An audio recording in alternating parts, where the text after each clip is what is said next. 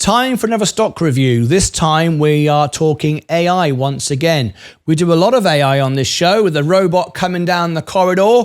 Yes, today we're talking Big Bear. We need a big bear really rather than a robot, but that'll do for today. BigBear.ai is what we're talking about today.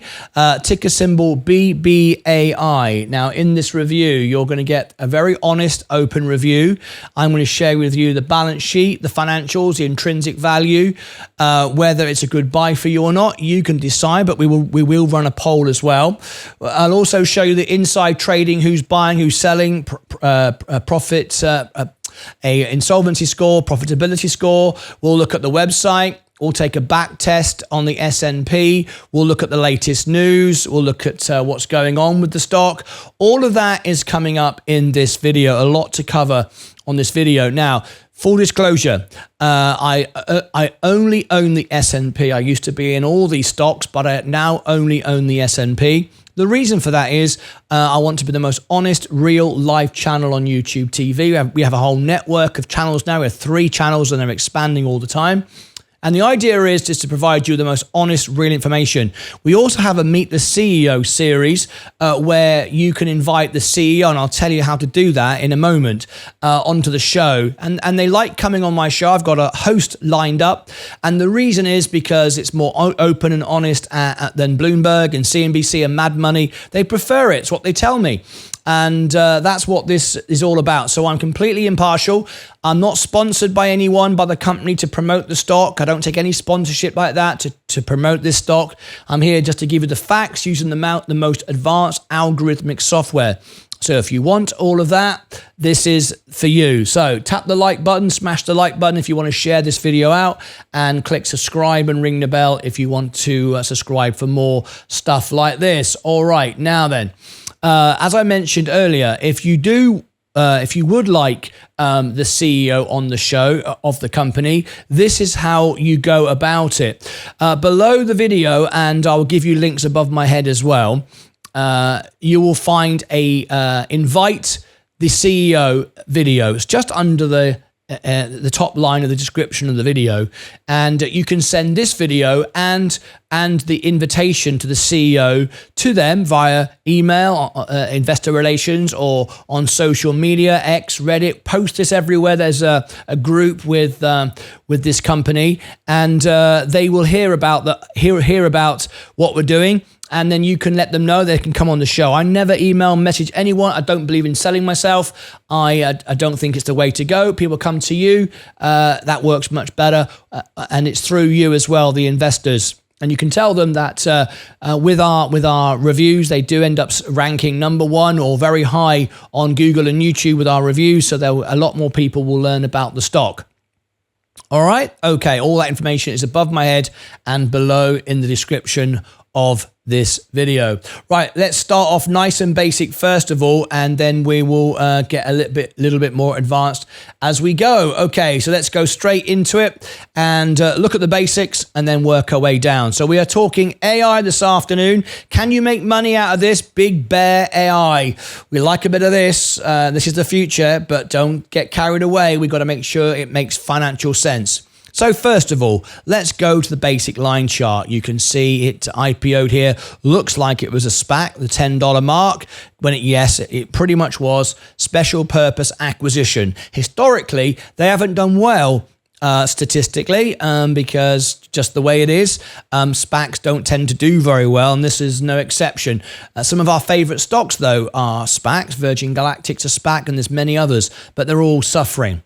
So the stock opened up back here in 2021, went sideways for a while and then dropped off, popped up, and then just kept falling away. And now we're starting to see an incline again. Right now, it is most certainly a penny stock. Anything under $5 is a penny stock. But let's read into it. What is it?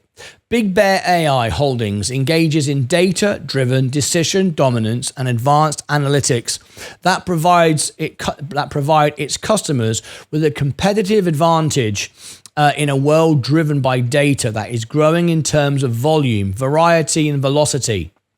The firm operationalizes artificial intelligence and machine learning at scale through its end-to-end data analytics platform. It deploys its observe, orient, and dominant products to customers throughout the defense, intelligence, and commercial markets. The company was founded in 2020 and is headquartered in Colombia, MD, and the listed name is BBAI, Big Bear AI. Founded in 2020, so it's only a few years old. Columbia, Maryland. I'm sure I don't pronounce that the way the Americans do, Maryland, but there you go. 649 employees. And Amanda Long is the CEO. So Amanda, I'm sure you'll hear about this video and you'll be emailed, I'm sure, Meet the CEO invitation video. Please, you have an open invitation. I'd love you to be on the show. We'd like to talk to you in a way that we get to know the people behind the business. We want to help businesses grow. We want to help people be employed. We want to help people make money. I'm not here to promote the business. I'm here just to provide the truth and great information and help that way. So, Amanda, I hope you can come on my show. Okay, now then, initial maintenance. If we were buying this stock on margin, it's regarded as very high risk, 100% margin. 27.5 million is average, is the average volume. So a lot of volume here with this stock, 19 million today. A lot of volatility, obviously. No dividends. It's losing money at the moment, negative $7 per share earnings ratio. That's the price that you pay in relationship to the earnings. It's negative right now. 615.41 is the market cap million, that is. 52-week high is 480. 52-week low is $1.16. Now, we do have a global star rating on this. I would never use this. They are paid and sponsored. I don't find them very useful, but it's a good guide. They're saying no sell. It's just a hold or buy, equal 50%. As we can see, the earnings is moving up in the right direction. Now, this is interesting because it's after hours tomorrow night, March the 7th. I can cover it. If we get a member super chat request this, I can work after hours tomorrow night. Let me just check if I'm able to do it tomorrow night. I am able to cover this after hours tonight. If I get 100 likes and comments below this video and you ask me to cover it, I will cover the earnings if we get a super chat for it, awesome, or we get the 100 likes, whichever comes first. All right, I can cover this after hours tomorrow night. That might be nice to then do a follow-up. Anyway, that's tomorrow, and that's available March the 7th, tomorrow after hours. Soundhound, who are we in with? Who else is buying this stock? Soundhound AI, that's a very, very big stock on our account, on our show. That's our highest ever video, Soundhound analysis. That's our biggest ever video to date. Big audience, so a lot of our audience do like Soundhound. C3 AI, I've not done Guard Force, I've not done Super Microcomputer. Mullen, terrible, rubbish, worst stock on the stock market. Can't have nothing to do with that, but a big X for it. There we go. Palantir, great, just very expensive, overbought again today. So there you go. There is the that's the company that we keep on this stock. But let's now go into some more detail and see if we can make money from this stock at the end of the day. That's what it's all about. Can we make money? What is the company all about? And then we'll look deep dive into the numbers. Okay, so let's go over now and look further at the website. If you like this video, please do comment below. I will reply back to all my members. Tap the like button to share it out and subscribe as well if you like this information. Okay, here we go. Clarity for the world's most complex decisions. Big Bear provides decision intelligence solutions and is trusted by leaders in government and defense, travel and transportation, manufacturing and warehouse operations, and healthcare and life sciences. Let's have a quick look at this information here. A higher form of decision intelligence. Big Bear provides decision intelligence solutions for national security, digital identity, supply chains and logistics, enterprise operations, and unmanned teaming in autonomous systems. Our experts bring expertise from some of the most complex operating environments, and we partner with our customers to design and implement solutions tailored to their needs. Okay, just a little bit about the company there. Here is the about section. Let me just, so we can just get another way of looking at it. Big Bear, a higher form of decision intelligence. Now, I'm going to zoom in as much as I can. I apologize, the text is quite small here. Big Bear AI provides decision intelligence solutions for supply chains and logistics, enterprise operations, manned, unmanned teaming and autonomous systems, and cybersecurity. Our experts bring experience from some of the most complex operating environments, and we partner with our customers to design and implement solutions tailored to their needs. We've got some news just out, just very recently. Just literally 5 days ago. Big Bear completes Pangiam acquisition, establishes combined company as breakout leader in vision AI for national security, supply chain management, and digital identity. This was the headline here. I'm going to look onto my mirror screen because the text is very small. I apologize for that. A leading provider of AI-powered decision intelligence solutions announced the completion of its acquisition of Pangiam Intermediate Holdings, LLC, Pangiam, a leader in vision AI for the global trade, travel, and digital identity industries. The strategic move accelerates and evolves Big Bear's AI's mission to create clarity for the world's most complex decisions in 3 markets: national security, supply chain management, and digital identity. Now, of course, you can pause the video there and zoom in and read all that information. We are broadcasting in 4K, so you should be able to see it. If you zoom in, you might like to do that. Okay, let's now move on to the numbers and let's see if we can actually make any money out of this business. Because at the end of the day, we are investors and we are looking for an opportunity to make money as investors on our initial investment. So let's go straight into it and let's see if it makes sense. So here we go. We're now going to go into the intrinsic value. Please do tap the like button, subscribe to the channel, and leave me your comments below, and I will reply to all of our members, every single one.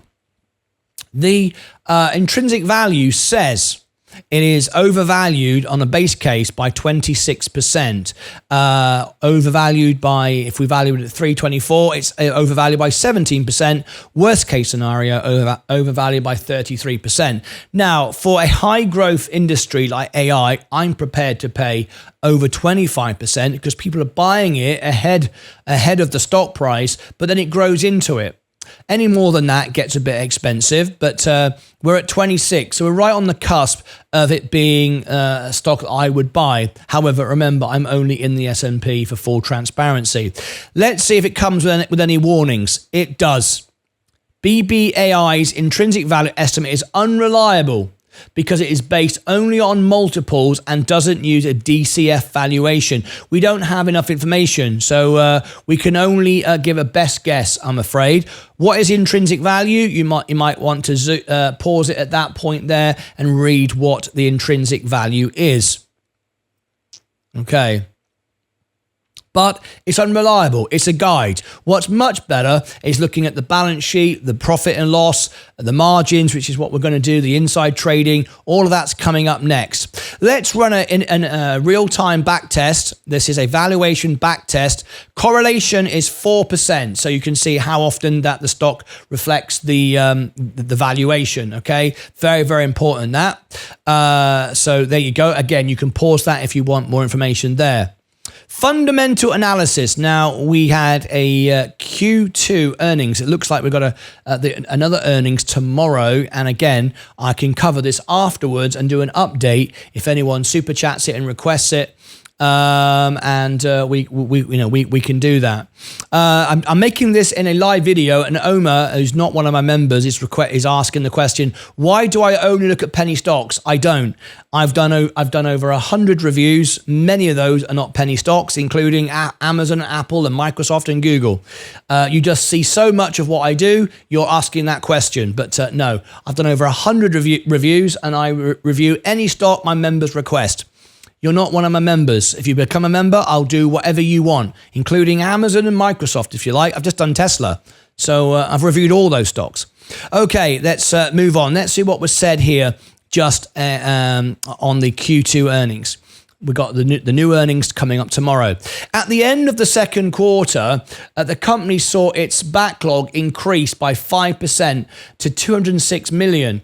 Aided by wins like the GFIM extension and AIMS AIMMS contract. Operating expenses have significantly dropped by 70% year over year in Q2, majorly because of lowered SG&A expenses, which saw a 37% reduction due to headcount rationalizations and vendor cost cuts. The net loss for the quarter stands at 16.9 million, a marked improvement over the 56 million loss from the same quarter last year. Adjusted EBITDA loss improved by 58% to 3.2 million. Looking forward, the company is maintaining its 2023 revenue guidance of 155 million to 170 million and expects a high single-digit adjusted EBITDA in millions for the year. Okay, some good news there. Let's look at the financials now, and we'll look at the revenue on the most recent range. September, 155 million, and now we're expecting things to increase. We're about to find out from the earnings tomorrow. I wouldn't call it an S-curve at all, but continually increasing, but no estimates of any massive S-curve. Operating income, that's good. That's up 10%. Net income is up 23%. Very, very good. Financing cash flow is down 1%. Investing cash flow is up 694%. Operating cash flow, which is good. Cash flow is up 31%. All right, the balance sheet. Okay, what we don't want to see is more liabilities and assets. We want to see some cash, and we want to see low debt in an ideal world. 203 million in assets, of which 32 million is in cash, which represents cash is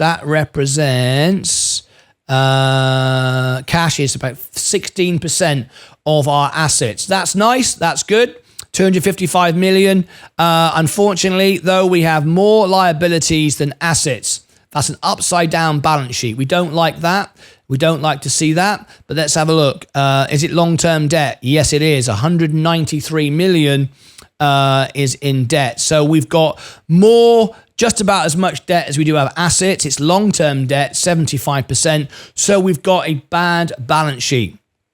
They might need to raise funds. They might need to get new investors, dilute, whatever it might be. Or we got a big contract that's about to come on and suddenly everything's great in the garden. But right now we've got a very, very tight balance sheet. Not good at all. So far, that's not good news. We don't like to see that as an investor.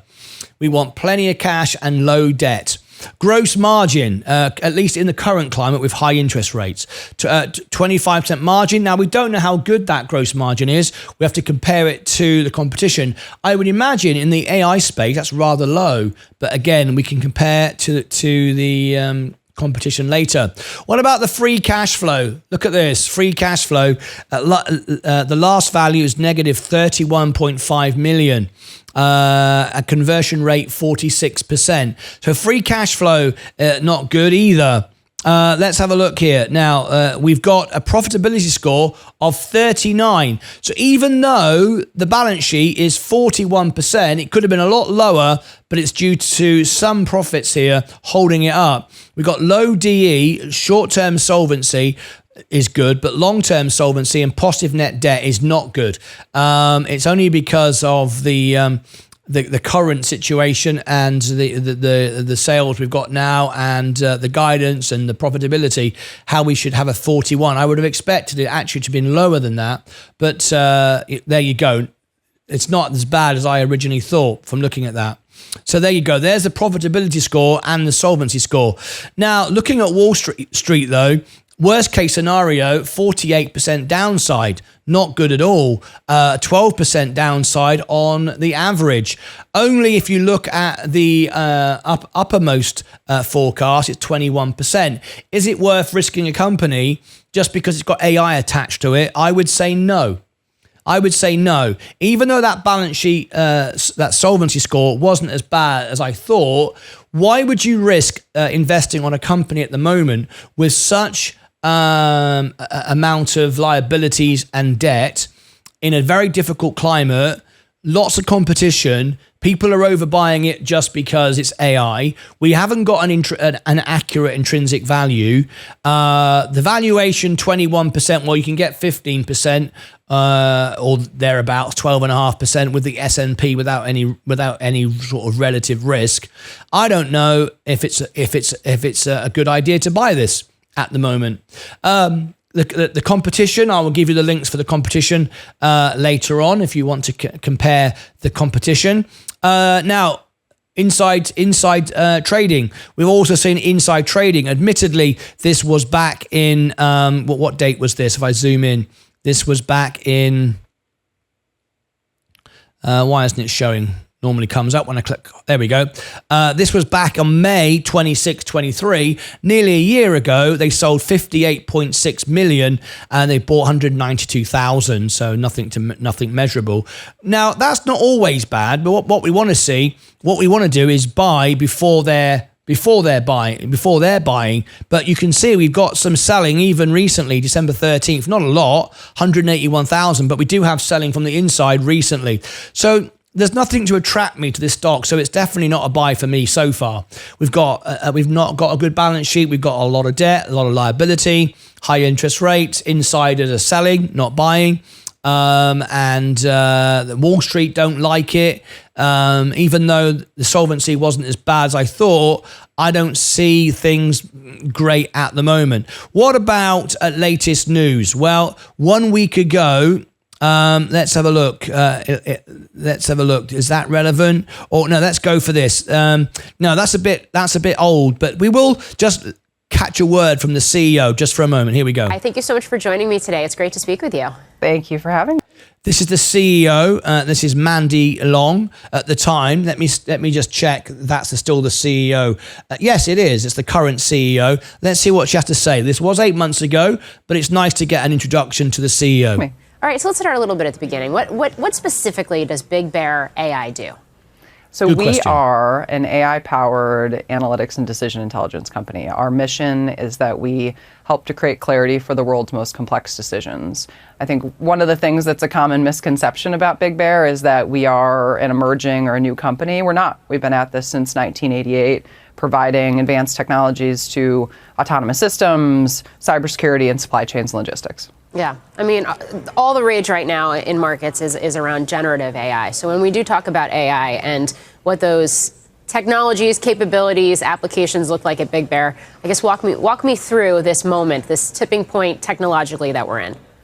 We are absolutely in a tipping point. I think it can be said in another way, which is that we're going through the fourth industrial revolution and that there is a race underfoot associated with how this type of powerful technology is going to be adopted at scale. In our world, right, the vast majority of our customer base is in the federal government. We do a lot of work with the Department of Defense, the intelligence community, but we also work with hundreds of complex enterprises, specifically in the manufacturing, distribution, warehouse operations space. And so when you think about the application of AI in that world,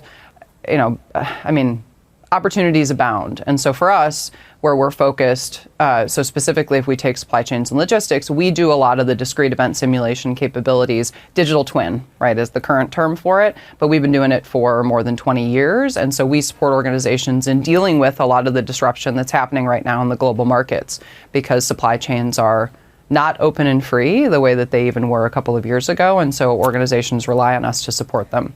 In the world of cyber, we do a lot of reverse engineering work, so we support not only agencies but also commercial enterprises in understanding complex vulnerabilities at every layer, right, of what they build and deliver to their client base. And then autonomous systems, as we recently announced through our partnership with L3Harris, we're providing the artificial intelligence, the computer vision, predictive analytics, and descriptive analytics for their autonomous surface vessel fleet. So there you go. There's a bit more about the company. I'm sure many of you, and I'll be honest, it's a very hard sector to understand. But as you heard there from Mandy Long, they've been around for a while. It's not a new business for them. Anyway, let's move on down and let's look at any short interest. Well, here's the issue we've got right now. 19%. We don't have the volume, but we do have very, very excessive short position. As I say, the balance sheet doesn't look good. The amount of debt doesn't look good, even though the profitability score and the solvency score looked okay. I don't like it. There's a lot of this stuff around. It's very just the sheer fact that we're asking, what do you do? I know that's not completely important, but it is to a certain degree, because how can you, investors want to know what they're buying. They want to understand what they're buying. You need my sort of channel to publicize the company, get them on the show. Let's talk about it. Let's find out, is this a winning business in the field, because there's so much competition. But the short interest is a bit scary.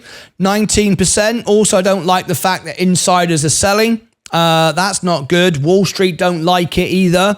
There's a lot of about this right now. Nothing else to say here. Let me go now and just do a final check for you. Let's go and have one final look and see if you can actually make money from this. Because at the end of the day, you've got to do your figures, do your numbers, and let's compare it now, because you could just be very safe, like we talked about a few moments ago, and put your money with the S&P, couldn't you?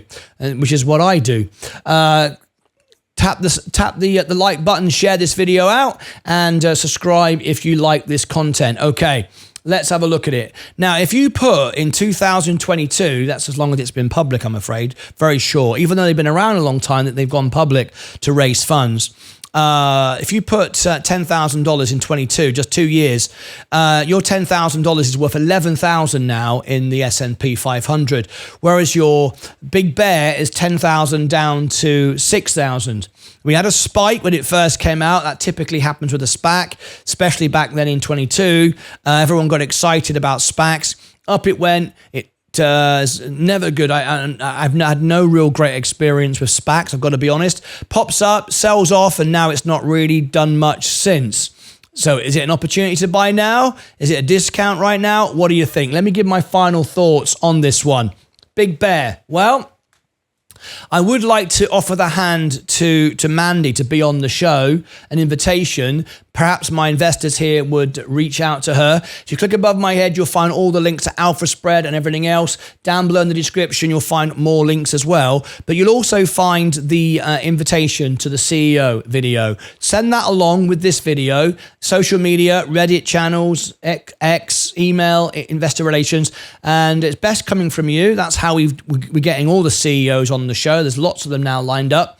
And do it through you is much better than me going on, knocking on doors, saying be on my show. That's not how we do it. I don't sell anything. You tell them as investors, it's good for them to be on the show. And I'm sure, as all the rest, they will contact me and want to share their story. So please do that. But for me, I have to say the balance sheet isn't good enough. I can't invest in a business with a balance sheet like that, even though it doesn't say it's that bad. I don't like it. A lot of short interest. Not a lot of coverage. No one's really talking about it. I would predict within a week we'll rank number 1 for this on YouTube, which is great. That can move the stock, especially if we get the CEO on the show. However, we can't really value it accurately at the moment. It's very, very difficult. It appears to be overvalued. It's got some debt. There's a lot of competition. I don't think that this is an investment for me. So I am going to say no. This is not a buy for me right now. I wouldn't buy this. However, I would like to learn more, and I'd like to find out what gives them the edge and what they think they can do about the short interest. Perhaps they could buy back stocks and push a short squeeze. Do they have the funds? What great contracts do they have got coming up? And let's see if we can turn this business around. Anyway, click above my head. Down here, you'll find the extras channel as well. Running along here, I have an extras channel, and over here, you'll find more reviews in the series. I've done over 100 stocks now, and I can provide this service to my members. Remember, it's real and unbiased. As always, until next time, take care of yourselves and each other.